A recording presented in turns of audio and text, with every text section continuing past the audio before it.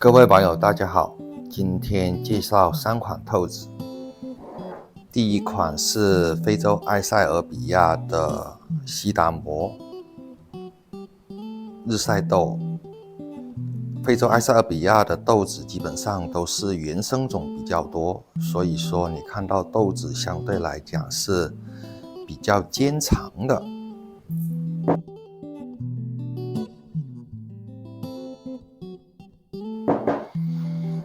第二款是曾经非常有名的危地马拉的微微特南果，曾经有一段时间，特南果的咖啡豆的品质是非常优越的。第三款是印度尼西亚西爪哇的摩卡种，也门摩卡种的咖啡豆。大家看一下，印度尼西亚的豆子基本上都是湿刨法的比较多。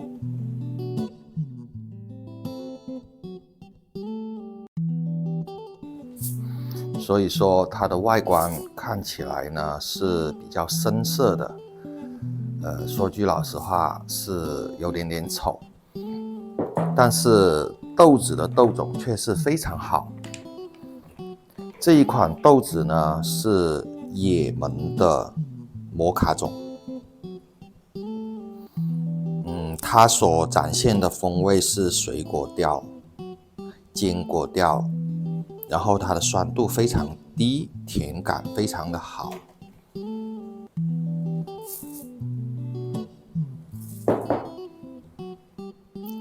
非洲埃塞俄比亚西达摩产区的日晒豆风味是最丰富的，但是因为日晒果的关系，可能也与地方的加工处理方法有关系，因此来讲呢，相对的瑕疵豆就比较多。因此来讲，西达摩的豆子风味好，但是需要用心的去进行挑豆，这是每个烘焙师都非常头痛的问题。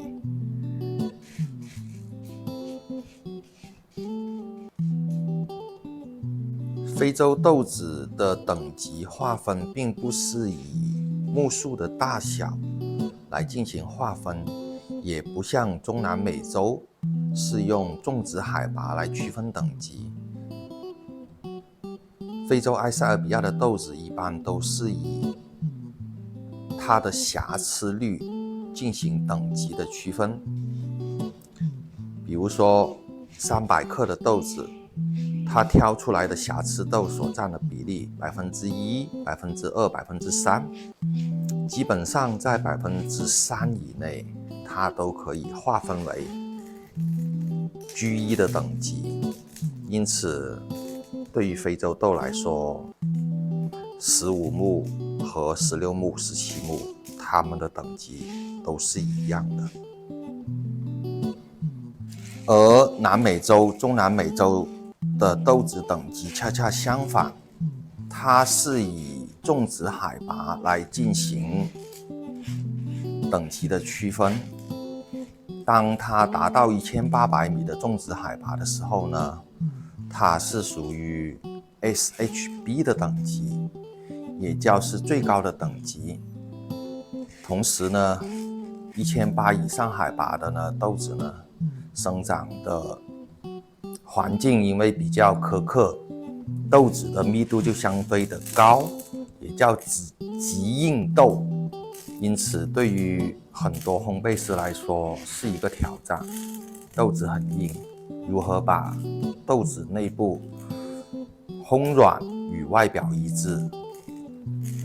这是每一个烘焙师所需要研究的。基本上中南美洲的豆子都是在16目到18目之间，超过19目是非常少的。接下来我们看一下印度尼西亚的咖啡豆。印度尼西亚同样也是全球咖啡出口的一个大国，而且它相对来说呢，都是以湿刨法为主，这个与他们的传统的加工法以及气候与地理环境有关系。这一款印尼西爪哇的豆子是属于摩卡种，同时印尼豆它的特色看起来是外观比较深一点的，而且呢羊角豆会比较多，这是因为脱壳在晾晒这个过程中遭到了挤压。羊角豆是不是瑕疵豆呢？